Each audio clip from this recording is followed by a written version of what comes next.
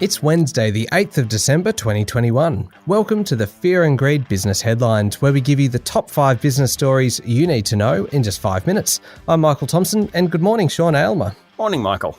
All right, 5 stories, 5 minutes. Here we go. Story number 1.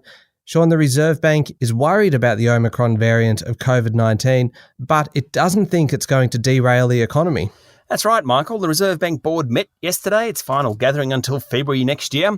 It left the official cash rate on hold at 0.1%, but it did slightly change its wording around the outlook for interest rates, dropping a comment that it didn't expect underlying inflation to be higher than 2.5% until at least the end of 2023. What's that mean? Well, it just gives it a little bit more wriggle room in case it wants to lift rates earlier.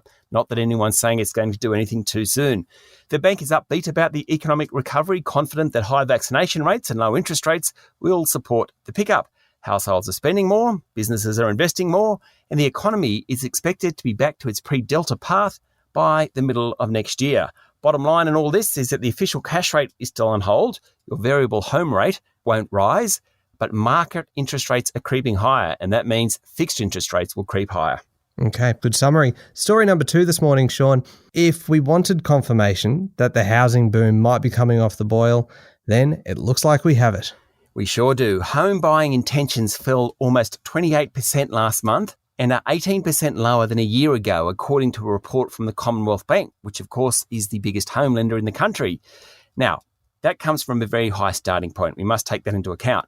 But higher interest rates, tighter credit and worsening affordability is hurting the market. It's happening across the country, according to the research. Mind you, the market has been on a run. The Australian Bureau of Statistics yesterday released figures that show the total value of the 10.7 million homes across the country is now $9.3 trillion. That's up $1 trillion over the last 6 months, and of course the highest ever. The average house price across the country is now $863,700. Now, New South Wales accounts for 40% of the value. Its average price of a residence is now $1.1 million. Across the country, the strongest house price growth over the past year has occurred in Hobart, followed by Melbourne and then Canberra. Yeah, it really has been a pretty remarkable year, this one. Story number 3 this morning, Sean. The share price of a small Australian drug company doubled yesterday, but the reason behind it is actually really pretty exciting. This company's had some great results for the treatment of neurological disorders in early childhood. Yes, it's a great story. Neuron Pharmaceuticals has had a drug in phase 3 trials in the United States for the treatment of Rett syndrome, R-E-T-T.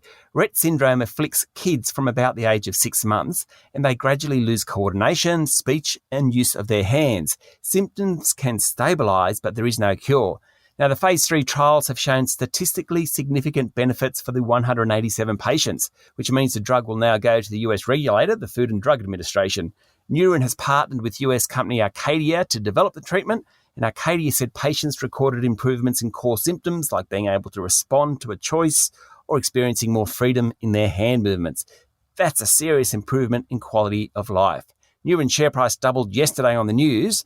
Now, that's good for shareholders, but the great news is that kids with Rett syndrome have reason to be optimistic.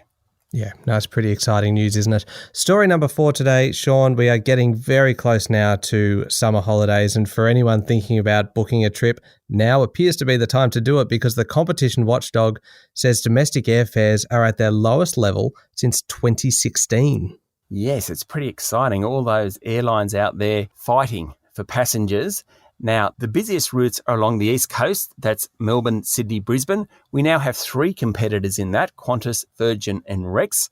Pre-COVID, we only had 2 competitors. Rex wasn't part of that. There's also a chance that Bonza Airlines could join that group, something that Qantas boss Alan Joyce was quite critical of yesterday. The good news for all us flyers is that it's cheaper to fly. Okay, final story today, Sean. Story number 5. This is a pretty remarkable story, this one. An Australian computer scientist who claims he was the one who invented Bitcoin is going to have to pay $100 million in damages. What's this about? Well, he's been ordered to pay that over claims that he cheated a deceased friend over intellectual property for the cryptocurrency. Now, according to Bloomberg, jurors in a Miami federal court rejected most claims against Craig Wright. Mr. Wright claims he's the creator of the peer-to-peer currency, the mythical Satoshi Nakamoto we've all heard about.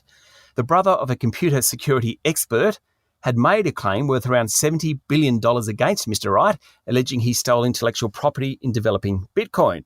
Now, if the jurors had found against him, he would have had to unveil the Satoshi fortune of 1.1 million Bitcoins. That's where the $70 billion comes from.